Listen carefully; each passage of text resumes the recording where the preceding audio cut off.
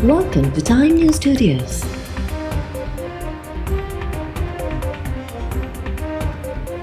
You are watching 6 p.m. Bulletin. Sohail Waraich senior ऐं भरोसे जोगो सहाफ़ी है। सोहेल वड़ाइच एक आर्टिकल लिखियो है। हिमायत, इनकार, एतराफ़ या तरदीद करण जो हर कंहिं खे हक़ है। हुकूमत तरफ़ां सोहेल वड़ाइच ख़िलाफ़ कार्रवाई करण जी का भी तजवीज़ गौर हेठि न आहे। वज़ीर आज़म जे सियासी मामलनि वारे सलाहकार राणा सनाउल्ला जूं लाहौर में मीडिया सां ॻाल्हियूं। राणा सनाउल्ला चयो त जॾहिं का ख़बर नाहे हूंदी त पोइ नवां सूबा ठाहिण जहिड़ी ख़बर हलाई वेंदी आहे त जीअं कारोबार हलंदो रहे।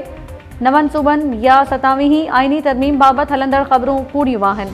मौजूदा हुकूमत या नून लीग न कंहिंखे बाईपास कंदी, नई करण ॾींदी। जेका ॻाल्हियूं थींदियूं सभिनी जे साम्हूं थींदियूं।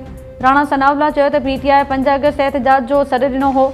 आवाम ॿाहिरि निकिरी भञिड़ा करे हा त छा PTI ज़िम्मेवार न हुजे हा? 9 मई ते बि PTI वारनि जे चवण ते माण्हुनि ॿाहिरि निकिरी भञिड़ा कई। PTI खे सियासी जमात तौरु माफ़ी वठणु घुरिजे हा। PTI माफ़ी वठे हा त मामला ख़राब न थियनि हा ऐं बहितरी तरफ़ वञनि हा।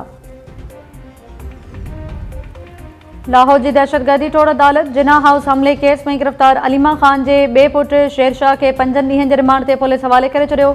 पुलिस गुज़िरियल ॾींहुं गिरफ़्तार कयल अलीमा ख़ान जे पुटु शेरशाह खे ATC में पेश करे 30 ॾींहनि जे रिमांड जी इस्तदा कई। अदालत पुलिस जी इस्तदा रद्द कंदे 5 ॾींहनि जो रिमांड मंज़ूर कयो। 2 ॾींहं अॻु अलीमा ख़ान जे पुटु शाहरेज़ खे गिरफ़्तार कयो हो। गुज़िरियल ॾींहुं अदालत खेसि 8 ॾींहनि जे रिमांड ते पुलिस हवाले कयो हो।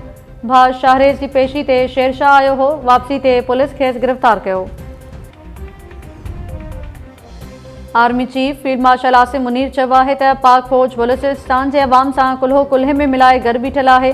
पाक फ़ौज बलूचिस्तान में अमन ऐं तरक़ी जी कोशिशुनि में भरपूर साथ ॾींदी रहंदी। ISPR मूजिबि फील्ड मार्शल आसिम मुनीर तुर्बत जो दौरो करे सिक्योरिटी सूरतहाल ऐं तरक़ियाती क़दमनि जो जाइज़ो वरितो। ISPR मूजिबि आर्मी चीफ खे सिक्योरिटी डायनामिक्स ऐं फितनल हिंदुस्तान जे ख़िलाफ़ कामयाब ऑपरेशन्स ते ब्रीफिंग ॾिनी वई। आर्मी चीफ जो सिविल इंतज़ामिया सां मुलाक़ात में सुठी हुकुमरानी ऐं अवामी शमूलियत ते ज़ोर। फील्ड मार्शल आसिम मुनीर सां तुर्बत दौरे दौरान बलूचिस्तान जो वॾो वज़ीर सरफराज़ बुगटी, चीफ सेक्रेटरी समेत ॿियूं इख़्तियारियूं बि गॾु हुयूं। आर्मी चीफ जवाननि खे ख़िताब कंदे ऑपरेशनल तयारियुनि जी वाखाण कई। बबरलो धरणे मां लॻो त सिंध जा माण्हू तब्दीली चाहिनि था ऐं तब्दीली जी ज़रूरत बि आहे। सिंध जे माण्हुनि खे पंहिंजे हक़नि जी ख़बर आहे। मुंहिंजे ख़ानदान जे नाले ते तबाही थी आहे। मां ख़ानदानी सियासत जे ख़िलाफ़ आहियां। जूनियर ज़ुल्फ़कार भुट्टो जूं कराची प्रेस क्लब में सहाफ़ियुनि सां ॻाल्हियूं। जूनियर ज़ुल्फ़कार भुट्टो चयो त कैनाल ठाहिण वारनि खे सिंधु दरिया जी ख़बर नाहे। बबरलो धरणे में माण्हुनि जी शिरकत ॾिसी ख़ुशी थी। समूरियूं पार्टियूं रोडनि ते हुयूं पर पीपल्स पार्टी ग़ाइबु हुई। कराची मां भारतीय ॻुझी एजेंसी रॉ जो वॾो नेटवर्क पकड़िजी पियो। शहर अंदरि भारतीय एजेंट्स जा सेफ हाउस हुअण जो बि इंकशाफ। 8 जुलाई ते CTD ऐं हसास इदारनि गॾियल कार्रवाई दौरान गिरफ़्तार कयल 4 भारतीय एजेंट्स जे दहशतगर्द कार्रवाइनि खे वाइको करे छॾियो। Additional IG CTD Sindh Karachi में प्रेस कॉन्फ्रेंस कंदे चयो त 18 मई ते मातली में रज़ाउल्लाह निज़ामानी खे क़त्ल कयो वियो हो। वाक़े बाद भारतीय मीडिया ख़बर ॾिनी त दुश्मन खे मारियो वियो आहे। मास्टरमाइंड संजीव कुमार उर्फ फौजी शेखपुरा जो रहवासी सलमान खे पैसा ॾिना। सलमान 4 जवाबदारनि उमेर, सजाद, उबैदुल्ला ऐं शकील सां गॾु हैदराबाद आयो। जवाबदारनि 5 ॾींहं रेकी करण बाद रज़ाउल्लाह निज़ामानी खे क़त्ल कयो। वाक़े बाद जवाबदार सलमान नेपाल फ़रार थी वियो। वाक़े में मुलविस जवाबदार उमेर, सजाद, उबैद, शकील, अरसलान ऐं तलहा उमेर खे गिरफ़्तार कयो वियो। वारदात लाइ वॾी रक़म ख़र्च कई। मास्टरमाइंड संजीव कुमार उर्फ फौजी क़त्ल खे परॾे मां हैंडल कयो। दहशतगर्दी ऐं टारगेट किलिंग जे लाइ कराची में नेटवर्क ठाहे रखियो हो। वाक़े में हिकु पाबंदी मिलियल तंज़ीम खे सहूलतकारी में इस्तेमालु कयो वियो। सिंध जो गवर्नर कामरान टिसोरी आइनी उहिदो ग़ैर क़ानूनी तौरु इस्तेमालु करे रहियो आहे। खेसि उहिदे तां हटायो वञे। अॻूणे सिविल जज अहमद अली गबोल सिंध हाई कोर्ट में दरख़्वास्त दाख़िल करे छॾी।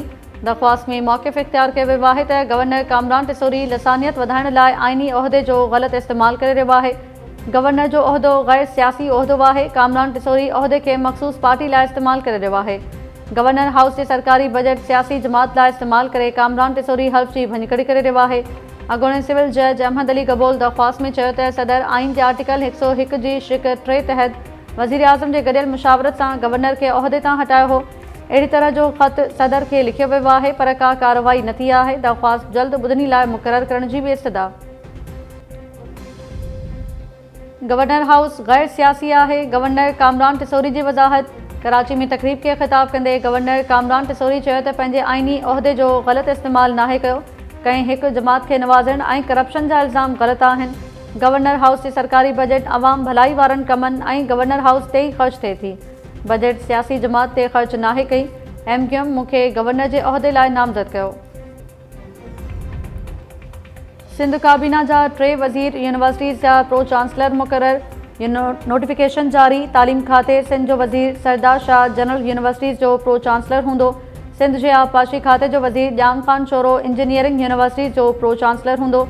सिंध जो घर वज़ीर ज़ियाल अंजार लॉ यूनिवर्सिटीज़ जो प्रो चांसलर मुक़रर। यूनिवर्सिटीज़ एंड बोर्ड्स खाते नोटिफिकेशन जारी करे छॾियो।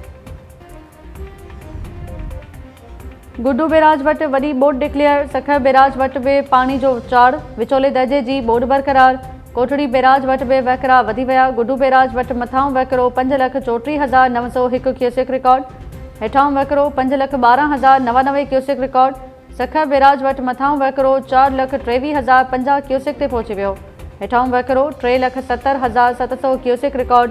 कोठड़ी बैराज वटि मथां वहिकिरो 1,70,593 क्यूसेक ऐं हेठां वहिकिरो 1,63,268 क्यूसेक रिकॉर्ड।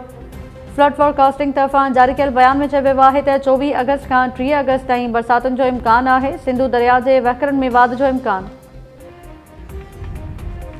नसरुल्ला गरानी क़त्ल केस में फरियादी धुर केस मीरपुर माथेलो जी दहशतगर्दी टोड़ अदालत मां ॿी कोर्ट मुंतक़िल करण जी दरख़्वास्त करे छॾी। मीरपुर माथेलो ADC में सहाफ़ी शहीद नसरुल्ला गरानी जे क़त्ल केस जी ॿुधणी थी। पुलिस गिरफ़्तार जवाबदार असगर लुंड खे पेश कयो। फरियादी धुर जे वकील केस ॿी कोर्ट में मुंतक़िल करण जी दरख़्वास्त दाख़िल कई। ॿुधणी 11 सेप्टेम्बर ताईं मुलतवी। फरियादी धुर जे वकील सलाहुद्दीन पंवर चयो आहे त जांच ऑफिसर तब्दील करे ख़ालिद लुंड ऐं संदसि पुटनि जा नाला ख़ारिज कराया विया। सुप्रीम कोर्ट जे जज जस्टिस सलाहुद्दीन पंवर ॻाल्हियूं सभिनी जे साम्हूं आहिनि त कीअं खेसि ऑफर्स कयूं वियूं। जवाबदार धुर जे वकील महफ़ूज़ अहमान चयो त 27 ॿुधणी ते फरियादी धुर पेश न थी। अॼु 28 ॿुधणी ते पेश थी अदालत ते बेतमादी ज़ाहिर कई। केस खे डिले करण लाइ ईअं कयो पियो वञे। हिन केस खे बि उमिरि बाब वारे केस या सॼी सिंध में रुलायो वेंदो। सिंध में बरसात बाद स्कूलनि जूं ज़ुबू हाल बणियल इमारतूं ख़तरनाक बणिजी वियूं। 60 मील भरिसां ॻोठु कोड़ो ख़ान रिंद जे प्राइमरी स्कूल जी छित जा चापड़ धमाके सां किरी पिया। ॿारड़ा ऐं उस्ताद मौजज़ाने तौरु महफ़ूज़। ॿारनि जो इमारत जी मरमत थियण ताईं स्कूल न वञण जो ऐलान। शहदादपुर जे government campus boys high school Lundo जी छित जा चापड़ किरी पिया। उस्तादनि ऐं शागिर्दनि जो ज़ुबू हाल इमारत जी मरमत कराइण जो मुतालबो। तलहार में ज़ुबू हाल बणियल स्कूलनि जी इमारत जी मरमत न थियण ख़िलाफ़ एहतजाज। सियासी समाजी अॻवान वॾे अंग में शरीक। ॾेई भरिसां प्राइमरी स्कूल उस्मान खोसो जी इमारत जी छित किरण सबबि ॿारड़ा खुलियल आसमान हेठि तालीम पिराइण ते मजबूर।